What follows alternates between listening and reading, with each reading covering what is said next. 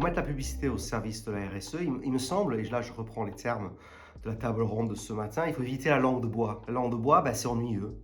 C'est ces petites phrases creuses, et les petites phrases creuses convenues font rarement une grande publicité. Et lorsqu'on parle d'RSE, c'est important bien sûr d'avoir un discours proportionnel, d'avoir un discours basé sur les preuves, mais il me semble aussi important d'avoir un discours créatif. Et c'est important de faire preuve de créativité pour justement que le discours RSE convenu et classique qui vient à la base du juridique devienne compréhensible pour le plus grand nombre. Et s'il devient compréhensible pour le plus grand nombre, et la créativité peut y aider, le plus grand nombre peut s'emparer de ces sujets et on fera un pas dans la bonne direction. Aussi, créativité pour se différencier de la masse de messages responsables qu'on reçoit aujourd'hui.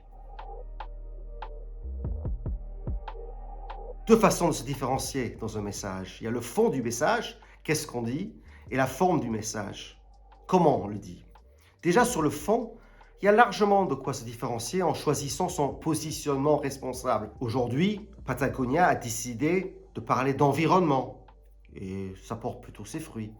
Mastercard de parler des droits LGBTQI+, là aussi, avec une certaine efficacité et créativité. Donc déjà, se différencier en choisissant un combat qui nous est propre. Et c'est vrai qu'avec 17 ODD, on a largement de quoi se différencier et faire son choix, y compris par rapport à ses concurrents. Et puis dans la forme, il faut faire preuve d'une forme de ce que j'appelle une forme de radicalité humble.